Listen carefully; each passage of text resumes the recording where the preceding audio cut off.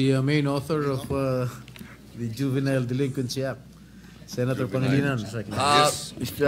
Ginoong Pangulo, bago po umpisa si Senator Kiko, gusto ko lamang po siyang batiin at siya na po ang chairman ng Constitutional Amendments and Revision.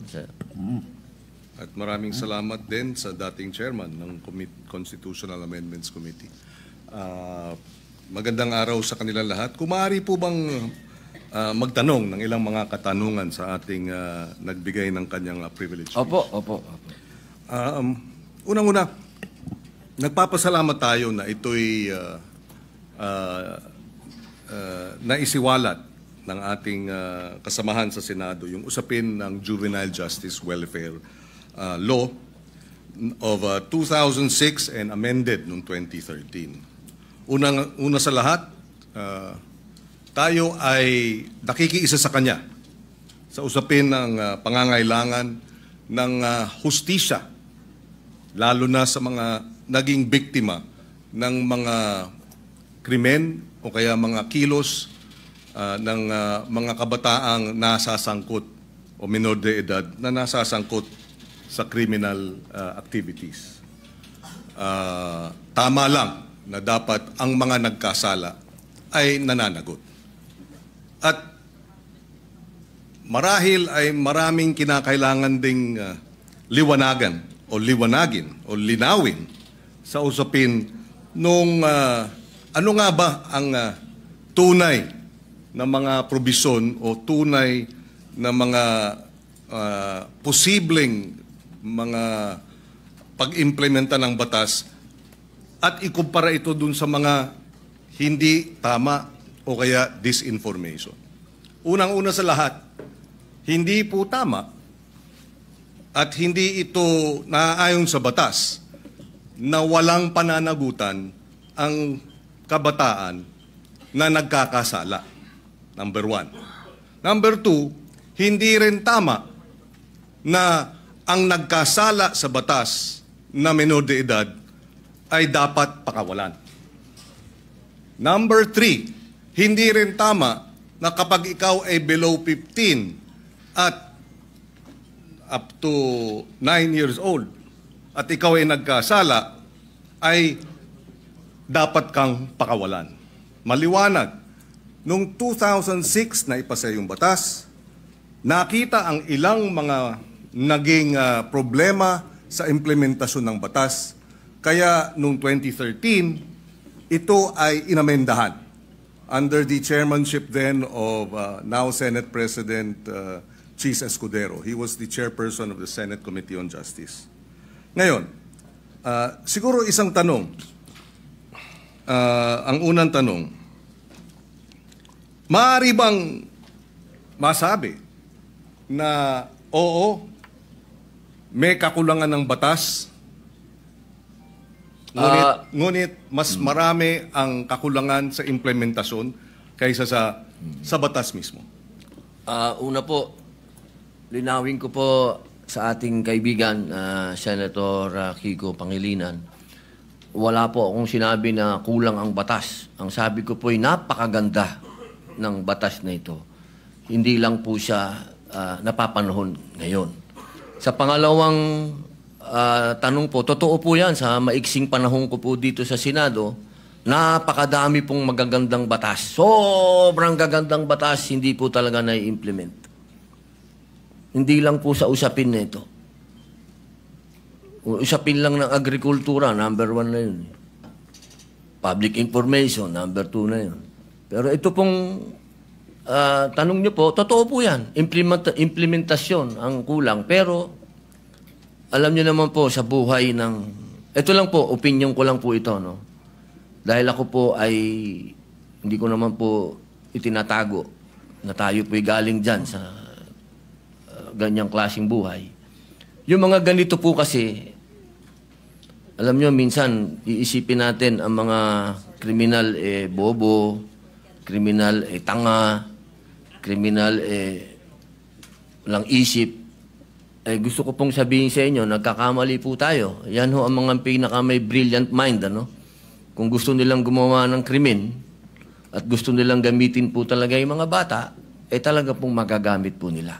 Kaya ulitin ko po, Senator Kiko, wala po akong nakitang hindi maganda sa batas po ninyo. Ako po'y naniniwala dito sa batas po ninyo. Kaya lang po, kailangan po natin mag-adjust po sa panahon po ngayon. Maraming salamat sa paliwanag at sa kasagutan. Kanina nabanggit nung in-interview na kabataan na kaya nila ginawa yung batas, yung kriminalidad. Kaya sila gumawa ng krimen ay dahil hindi sila mapaparusahan. Tama yun, hindi ba? Tama yung kanilang, yung bitiw na salita. Tama ba yun sa ilalim ng batas na pag sila'y gumawa ng kriminalidad o krimen ay hindi sila mapaparusahan? Sa usapin po ng, kasi ganito po yan, no? Napakaganda po nung inyo pong katanungan. Ang bata kasi, kahit siya, lalahatin ko na po, ano? Kasi ganito yan pagka sinabi mong pananagutan, ang kaduktong po nun, dapat may parusa. Kasi kung pananagutan, oo, may pananagutan, sinabihan siya, ginawa mo yan, kaya ganito muna ang mangyayari sa'yo, dadaling ka muna dito sa Bahay Pag-asa, dadaan ka dito sa matinding intensive na masasabi nating psychological and moral and lahat na po, no? Sabihin natin. Alam niyo po, Senator Kiko, sa 3 years and a half ko po sa Bilibid, hindi ko naman po nila lahat, ano? Pero wala na pong pinakamagagaling na artista kundi kriminal. Kapag kaharap niyo po yan, lahat ng drama, lahat na po, sabihin niyo po, lahat ng kalungkutan, lahat ng pinagdadaanan niya, sasabihin sa inyo. Pero pag talikod po ng nag-i-interview dyan, o halimbawa ng empleyado yung sabihin gwardiya, o ng probation officer, pag talikod po nun, pagbalik nyo sa selda, bubuksan yung wallet niya, papakita sa iyo yung dyaryo, itong pinatay ko, pare. Ganyan po ang criminal mind. Hindi ko naman po inilalahat. Pero pagka sinabi po natin kasi ng pananagutan, dapat nagbabayad ka ng kasalanan. Hindi lang binasa sa iyo. Hindi yung parang gumawa ka ng isang karumal-dumal na krimen, ito po nakita ko po ito dahil ako po ay kagyat na pumunta sa Camarines Norte nung ni-rape nila yung batang, ano po ito Senator Kiko magkakaibigan po ito. Yung babae ni-rape nila, binidyo nila, lahat, pinatay, lahat po, binidyo, hanggang naagnas yung bata, binidyo. Pagdating po, kasama po ako doon, nung dinala po doon sa Bahay Pag-asa, ang sabi nung bata, hahantingin ko kayo, sabi doon sa mga, papatayin ko kayo, sabi doon sa mga pulis. Ilang taon yung batang yun? 13 po. At ilang taon yung grupo sila, hindi ba? Grupo po. 13, 15, yung isa po 16. Yung bata pong ni-rape nila, 13 din. Yes. Okay. Kaya ako tinatanong yun dahil yung bitiw na salita ng bata dito sa video na sinasabing ginawa namin ng krimen dahil alam namin hindi kami mapaparusahan ay maling impormasyon. Hindi tama na hindi sila mapaparusahan. At yung mga edad 16, 15, oo, menor de edad, pero maliwanag sa batas na maaari silang litisin bilang mga nasa hustong gulang na kapag napatunayan na meron silang discernment. At ang katunayan niyan, yung magwad killings, dahil sila ay menor de edad nung naganap, pero sila ay 16 at 17, sila ay nilitis bilang mga nasa hustong gulang at sila ay nakakulong ngayon. In other words, hindi tama yung sinasabi na dahil menor de edad, hindi pwedeng parusahan. Dahil yung dalawang involved sa magwad killings, pinarusahan. Nakakulong ngayon. Yun ang puntong isa. Ayaw nating mangyari ang mga ito. Dapat lang mabigyan ng hustisya ang mga biktima ng karumal-dumal na krimen na galing sa menor de edad. Subalit hindi tama pag sinabing kapag menor de edad dapat pakawalan, number 1, dahil pag pinakawalan yan, labag sa batas yan, at dapat parusahan yung mga nagpapakawala ng mga menor de edad na nagkasala. Yan ang batas. Iba ang batas, iba naman ang implementasyon. yung nagsasabi namang pinakikita yung birth certificate, may pananagutan din ang mga magulang sa ilalim ng batas. At yung mga nagsasabing ginagamit ng mga bata, may pananagutan din sa nasabing batas. In fact, ang parusa dun sa mga gumagamit ay yung maximum na maaaring maging parusa dun sa krimen na isinagawa ng mga bata at ginamit ng mga sindikato. Ito'y madaling sabihin, parusahan yung bata, ginagamit ng mga sindikato. Bakit hindi habulin yung mga sindikato? Kasi mas madaling parusahan yung bata.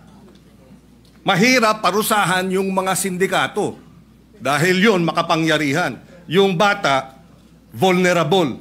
Ginamit na ng mga sindikato, exploited na, biktima na, dahil ginagamit at kinakasangkapan, at mabibiktima ulit ng Estado dahil kailangan silang parusahan at ikulong. Kaya kinakailangan marahil ay balansehin natin. Sa usapin ng unang-una, yun nga ba talaga ang sinasabi ng batas? Allow me to read some of the provisions. Parents shall be liable for damages unless they prove to the satisfaction of the court that they were exercising reasonable supervision over the child. Ibig sabihin, may pananagutan ang mga bata, ang mga magulang. Meron ding maliwanag na usapin. Pananagutan ng mga gumagamit sa bata, Section 20C. Any person who in the commission of a crime makes use, takes advantage of, or profits from the use of children, including any person who abuses his authority over the child, shall be, or instigate the commission of the crime, shall be imposed the penalty prescribed by law for the crime committed in its maximum period. So kung ginamit sa droga, maximum sentensya sa usapin ng illegal na droga ang ipapataw dun sa mga magulang o sa mga adults, sa mga sindikato na gumagamit sa mga bata. Again, ihiwalay natin yung implementasyon ng batas. Kung mayroong mga kakulungan, dapat managot sila. Pero iba naman ang batas mismo. Opo, katulad po ng sinabi ko kanina, wala po akong nakitang hindi maganda po sa batas po na ginawa po ninyo. Sa umpisa pa lang po ng aking talumpati, ay yan na po kagad. Sinabi ko po ay napakaganda. Yun lamang po sa usapin, doon lamang po sa edad. At yun po talaga ang aming intensyon na bumaba po ito. Dahil sa nakita naman po natin, talagang yung mga nakakagawa po ng krimen ngayon ay nasa ganung edad na po. Huwag niyo pong isipin na ang aking amenda ay para guluhin o sirain ang honor ng batas po na yan. Hindi po. Ako po ay isang ayon dyan. Yung lamang pong provision na yun. Kailangan lang naman po talaga nating pag-aralang mabuti dahil sa ngayon po talaga aming ginagalang at mahal na Senador Kiko Pangilinan, iba po kasi ang pinanggagalingan natin. Kayo po ay magaling na abogado. Kayo po ay nasa, medyo ironic lang kasi kayo ang nasa posisyon ng akusado. Ako naman ang nasa posisyon ng biktima. Pero iisa lang po yung ating mithiin, proteksyonan ng mga bata. Bata. Opo. Pero yung mga nakagawa po ng mga heinous crime, hindi ko po talaga tatanggap na tatawagin nating mga bata itong mga ito. Tama po yan. At kaya nga nakalagay din sa batas, kung sila ay kumilos at magkaroon ng discernment at kumilos na parang mga tulad ng mga nasa hustong gulang na, from 18 to 15, dapat litisin bilang mga nasa hustong gulang na. At yung 15 and below naman, pagka serious offenses, pwede silang mandatory confinement for a period not less than 1 year. Ibig sabihin, sila ay involuntarily confined for a period of not less than 1 year. So hindi tama pag nagkasala ng rape, ng homicide, ang mga minor de edad na ang edad ay 15 and below, sinasabi ng batas, mandatory confinement of not less than 1 year. Pwedeng maging 2 years, pwedeng maging 3 years, depende sa magiging pasya ng hukom. Pero hindi tama na sabihin, pagka 15, 14, 13, 12, nag-rape, dapat pakawalan. Labag sa batas yun. Ngayon, nais ko rin ipaliwanag at ilagay sa records po natin. Narito si Senator Sherwin Gatchalian. Nung siya ay mayor, full implementation ng Juvenile Justice Welfare Law ang kanyang inimplementa. At naalala ko na 70%, if I remember right, nung mga nabigyan ng pangalawang pagkakataon dahil nagkasala na diversion program ay nanumbalik sa normal na buhay at nagkaroon na ng maayos na pamumuhay. In other words, nais din natin malaman pagdating sa committee hearing, dito sa batas na ito, ilan ang mga nakinabang at nagkaroon ng pangalawang pagkakataon at nagbago ng buhay. Dahil yun naman ang kabila nung sinasabing benepisyo at kahalagahan ng batas na ito. Dahil kung wala ang batas na ito, lahat ng mga nagkasala diretso sa kulungan kahit 9 years old at isasama sa mga hardened criminals. Pero dahil sa batas na ito, hindi na hinahalo sa hardened criminals, sila ay inilagay sa isang diversion program. And Senator Win Gatchalian, in fact, I remember during the debates in his first term, was supportive of adding budgetary support for the full implementation of this law. Kaya we welcome this opportunity to debate this dahil dalawa ang punto rito. Merong mga biktima na dapat talagang tugunan at bigyan ng suporta dahil sila ay biktima ng mga nagkasalang minor de edad. In fact, on record, may pananagutan ang DSWD sa mga pamilya ng biktima. Nakalagay yan sa batas na kinakailangan bigyan ng assistance, counseling ng DSWD ang pamilya, kamag-anakan ng mga naging biktima ng karumal-dumal na krimen at iba pang mga kriminalidad na kilos ng mga minor de edad. And therefore, we welcome this opportunity na magkaroon talaga ng diskusyon, makita ang maganda sa batas, makita ang kakulangan sa implementasyon, at tingnan din natin itong usapin ng lowering of the age. Ako, ang punto ko, palagay ko, masyadong mababa ang 10 years old. Although even if you're 10 years old, again, uulitin ko, at ikaw ay nag-commit ng rape, minimum 1 year mandatory confinement. Pwedeng ma-extend dahil yan naman ang sinasabi ng batas. Ako po ay naliligayahan sapagkat kayo po ay bukas sa debate at pagdiskusyonan. Yan naman po yung lagi naman natin dito yan sa Senado. Tayo'y open sa kahit anong amendment, sa kahit anong gusto nyo pong gawin. Ang kailangan lang po natin talaga, katulad po nung sinabi ng aking talumpati kanina, kailangan po itong marinig, kailangan itong pag-usapan, kailangan ang mga biktima ay marinig din sa komite. Kung ito po ay pag-uusapan na sa komite ni Senator Alan Peter Cayetano, mas maganda din po na marinig din sila. Alam nyo, mahal na kaibigan, Senador Kiko Pangilinan, yung pagkakataon na ang kabataan po natin sa ngayon, kapag sila ay nakita nila, kasi na tayo easy-easy lang, At alam naman natin na kayo po mismo ang nagsabi, may problema sa implementasyon at napanood pa nila ngayon yan. Nako, lalo na naman lalakas po ang mga loob ng mga sindikatong bata. Ako po'y kanina, habang nag-uusap po kami ng aking legis, sabi ko sa kanila kanina, alam niyo kung yung mga brilliant mind na mga criminal minds na yan, kung ito ay kanilang i-exploit, talagang mag-aalaga ka talaga ng mga batang wala na sa kanilang pag-iisip.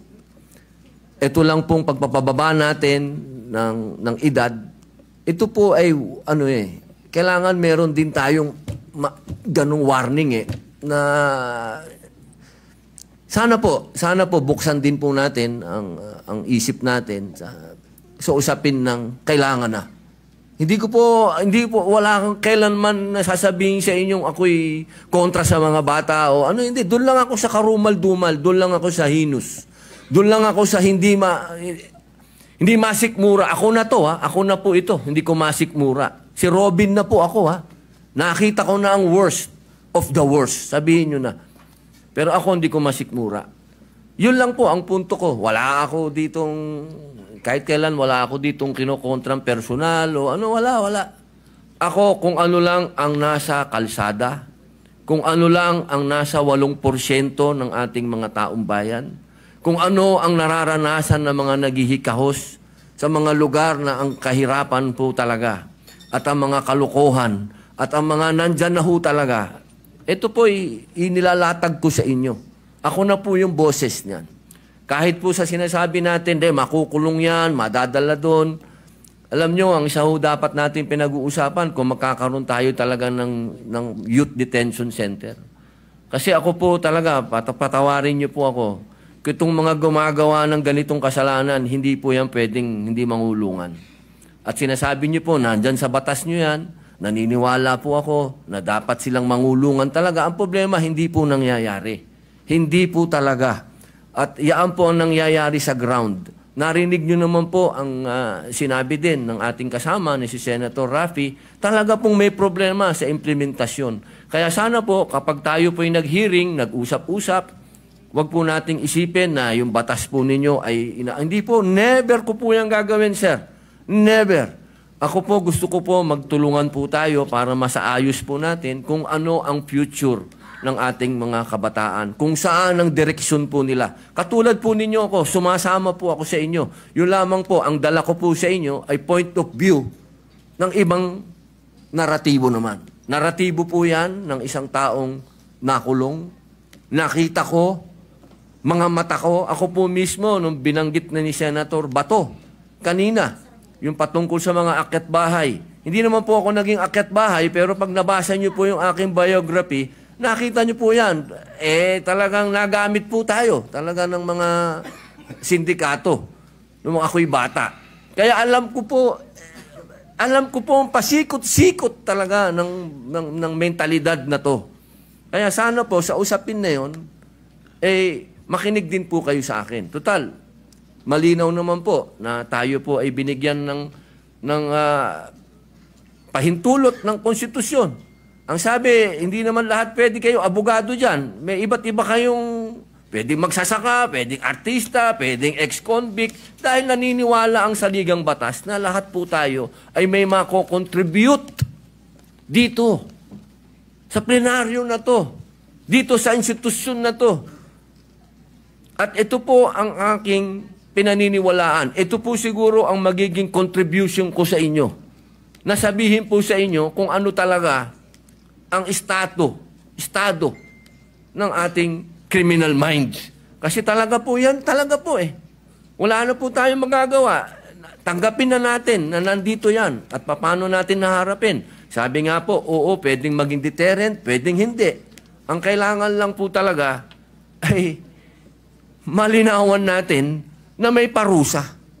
At sabi naman nyo, sa batas ninyo, malinaw ang parusa. Ang problema po, hindi yan ang nangyayari sa ground. Kaya kailangan po talaga nating rebisahin. Kailangan po natin talagang pag-usapan. Kailangan po nating upuan. Kailangan natin itong pag-usapan ngayon na. Huwag nating i-delay. Ang hinihiling po natin, mag-hearing na. Pag-usapan na po ito dahil nangyayari na po natin. Dahil kailan lang yung rape doon sa Quezon City na pinatay yung bata na 8 years old. Ngayon may kinukwento si General Bato po, si Senator Bato na may pinatay lang na pinasok doon sa bahay. Scholar, sinaksak. So, sunod-sunod na po ito, sir. Yun lang po akin na sana ito pong sinabi po ninyo na tatanggapin niyo po lahat. Pag-usapan na po natin sa hearing at dito po sa entablado at magkasundo na po tayo para yung taong bayan po, alam nyo naman po, siguro naman, naniniwala naman po ako na pwede tayong mag-meet sa gitna. Pag-usapan natin to. Wala naman pong hindi nakukuha sa pag-uusap. Ang kailangan lamang po, tanggapin natin na may problema sa ngayon ang kabataan dahil sobra na pong bata ang mga nakakagawa ng heinous crimes. Yun lang po yun. Wala po kong gusto sa inyong diskusyonan. Opo.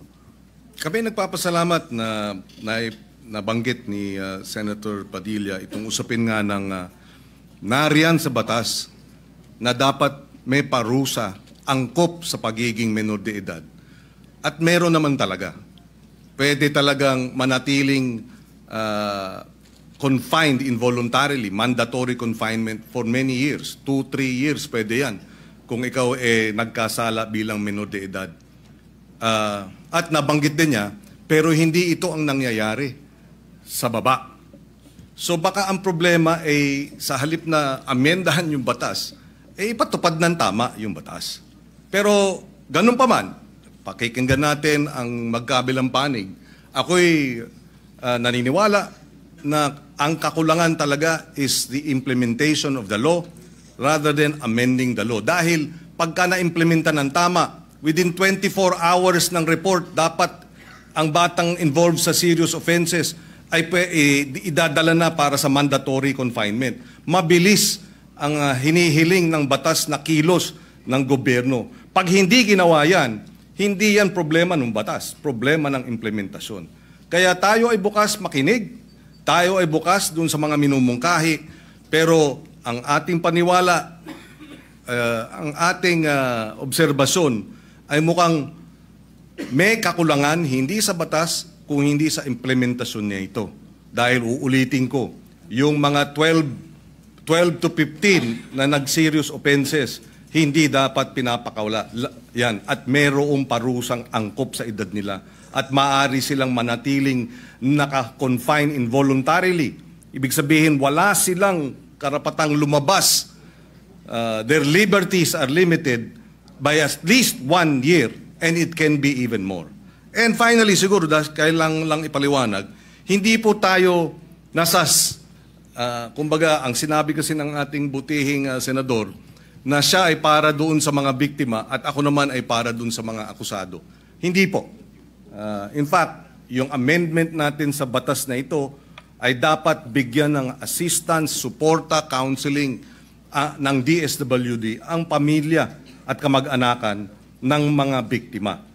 Mandato yan. At pag nagkulang ang DSWD dyan, sila'y mananagot. Hindi tayo panig sa mga kriminal, hindi tayo panig o sa mga children in conflict with the law o yung mga inaakusahan. Hindi rin tayo panig basta-basta sa mga biktima. Panig tayo sa interes ng pagpapatupad ng tama ng batas. Dahil alam ko, pag tama ang pag-implementa sa batas, lahat makikinabang. Dahil nariyan naman ang mga probisyon para dun sa mga naging biktima at para dun sa mga children in conflict with the law. Maraming salamat po. Opo, ako po'y natutuwa at nanggaling po sa ating mahal na senador na open po siya sa pagdiskusyonan to. At kanina lang po, nabanggit niyo po kanina, parang open na kayo mag-amenda tapos binawin niyo. Doon lang po ako naguluhan. Pero sana po, pag-usapan na lang po natin. Maraming salamat po sa inyo.